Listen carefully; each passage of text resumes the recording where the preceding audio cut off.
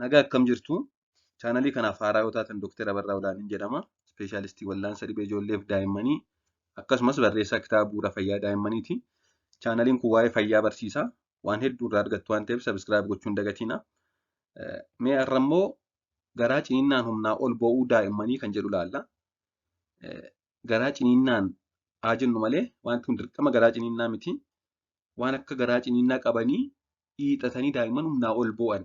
Osoo dhibee biraan godhatin humnaa ol kan boo'an waa'ee dhibee infaantaayil koolik jedhamu ilaalla jechuudha. Daa'imman hundinuu dhalatanii ji'oota jalqabaa darbee muraasa boo'uu fi akkasumas amala dhabuun jira. Amala dhabuu boo'uu kun noormaalidha. Waanuma daa'imman irraa eegnudha jechuudha. Daa'imman kan yeroo dheeraatti boo'an sadarkaa guddaarra kan ga'an torban ja'aatti.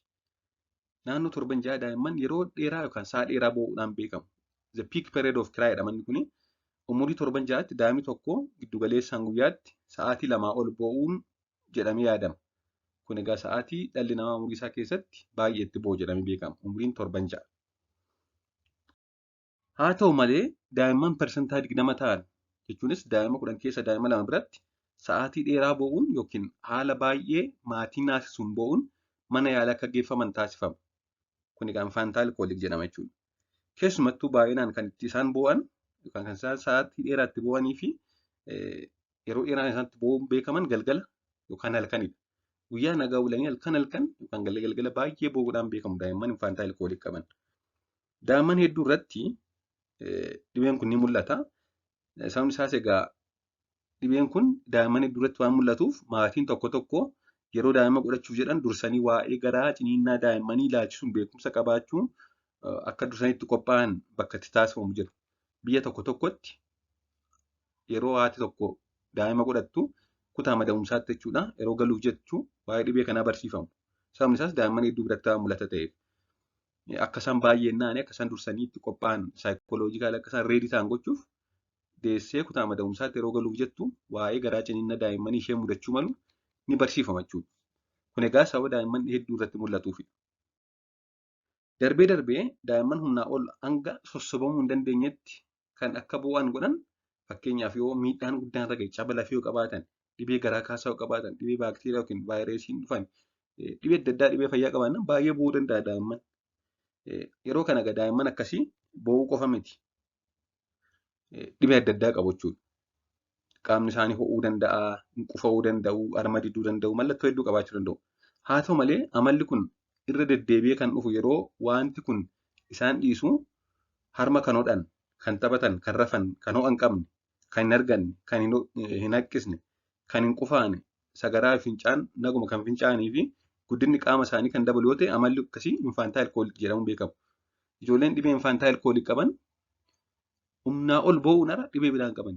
Hin boo'uu hiixatanii boo'anii yeroo san namni yoo sossobee hin callisanii kanaan ala garuu hin qufaa'anii qaamni isaanii ho'u harma sirrii mattoodhu hin argananii haqqee hin qabanii baasaa hin qabanii dhibee fayyaa tokkollee hin qaban jechuudha. Ijoolleen infaantaayil koolik qaban. Akka dhibeewwan fayyaa biroo mallattoon biraan jiru boo'uu qofa malee. Gama saayinsiitiin wanti amala kana akka fidu taasisu guutummaa guutuutti beekamuu baatus yaadni garaagaraa yeroo yerootti jijjiiramu jira. Infaantaayil koolik maaltu fida? Maaliif ijoolleen tokko hiixatanii humnaa ol boo'anii dhiisu kan jedhu kiliir kan ta'e saayinsiin kana kan jedhu hin qabu. Haa ta'u malee tiyooriin adda addaa jira. Kanatu kana fida kan jedhu. Haa ta'u malee ammaaf sana keessa gad fageenyaan hin gallu. Kanaaf egaa dhibeen amalaa kun bifa salphaatti maatiif akka galuuf the purple period jedhamuun barsiifama. Haati tokko gaa kutaa mada'umsaatti yeroo gara manaa galuuf jettu the purple period kan jedhamu barumsi isheef kennama jechuudha. Maaliif akka isheen dursitee waa'ee garaa ciniinnaa kanatti qophooftee yoo wanti kun ishee mudate akka isheen hin naaneef jechuudha. The purple period jechuun dhibeen amala humnaa ol boo'u kun ka'umsaaf xumura qaba jechuudha. Period yeroo jennu periodii ta'e. Period jechuun wanta ka'umsaaf dhuma qabudha. Yeroo hedduu naannoo torban lamaa isaan jalqabaa akkasumas naannoo ji'a 3 ni xumura jechuudha. Kanaaf egaa ji'a 3 ji'a 4 booda yeroo hedduu garaa ciniinnaa hin jiru. Kanaaf egaa period jedhamuun beekama. The purple period jechuun wanti kun jalqabbii qaba, dhuma qaba. Umurii guutuutti hin fufu jechuudha. Garaa ciniinnaan hiixatanii boo'uun kun. Purple kan jedhu kun immoo PURPLE kan jedhu kun dhibee wantoota adda addaa bakka bu'aa. P'n peak of crying dha.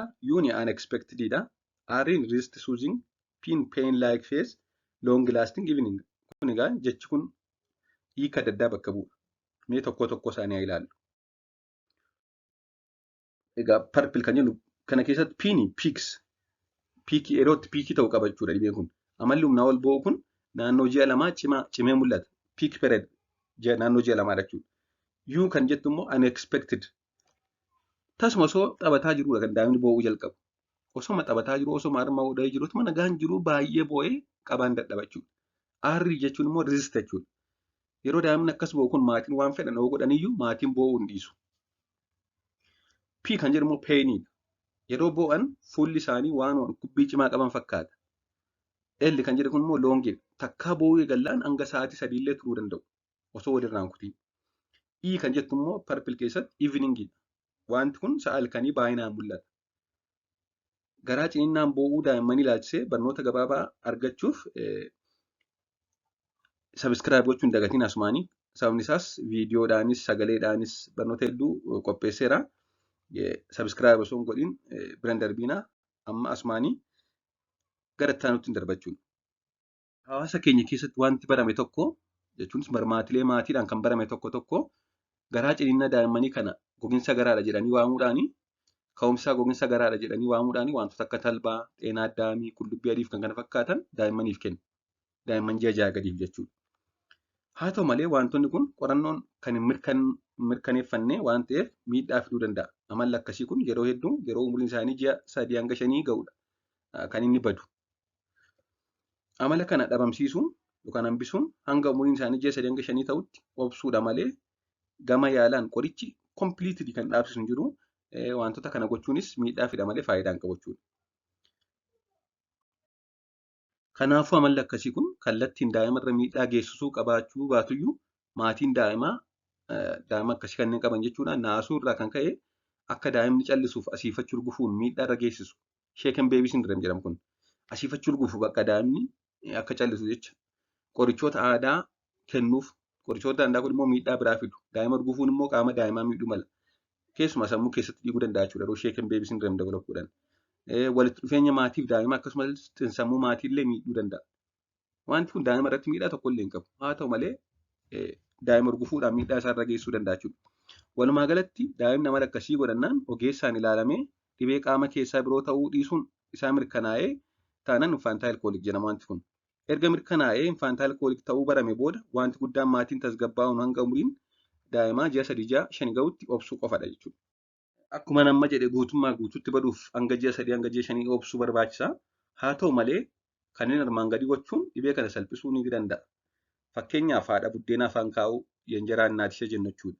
Haadha buddeena afaan kaa'uun hanga ta'e boo'uu kana ni hir'isuu danda'a. Gaarii daa'immanii keessa kaa'uun dhiibuu. Konkolaataa daa'immanii kan jedhamu tokko jirti. Ishee keessa kaa'anii yeroo dhiiban daa'imman tokko boo'uu dhiisu. Baatanii manaa gad ba'uun bakkee ilaalchisu wookii gochuu jechuudha. Akkasumas daa'imman yeroo raffisnu fooxaan maruun dhibee kana ni hir'isa jedhamee tilmaamama. Kana malees bishaan xiqqoo ho'een qaama dhiquu yeroo daa'imman taphatan yeroo bira jirutti yeroof xinnoo garaan ciibsuu yeroo isaan boo'an yoo takka garaan ciibsine dhiisuu danda'u. Bakka ifni guddaaf sagalee wacaa jirurraa fageessuu bakka tasgabbaa'ee tursiisuu jechuudha yeroo akkasii.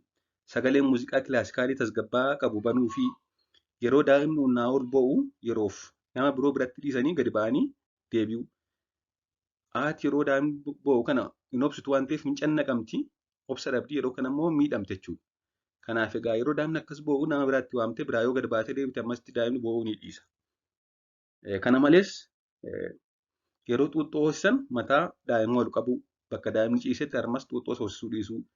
Erga daa'imman hoosisanii booda harmas haa ta'u xuuxxoo yeroo hunda ciibsuun dura deeffachiisuu. Osoo daa'imman deeffachiisin ciibsuun sirrii miti. Aannan daakuu kan kennaniif yoo ta'e immoo yookaan foormulaa milkii yoo aannan daakuu ta'e jalqabanii dhibeen kun dhufe ta'e gosa aannan daakuu sana jijjiiranii ilaaluu.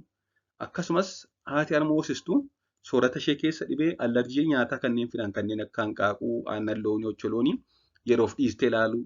Yeroof dhiistee torbee tokko torbee lamaaf dhibeen kun itti fudhamoo ittiin fudhu kan jedhu adda baastee yoo itti fudhatee dhibeen kun sana wajjin wal qabachuu danda'a jechuudha. Kana malees of komachuu dhiisuu. maatiin tokko tokko bakka waan balleessaan isaan bira ta'etti yaadu.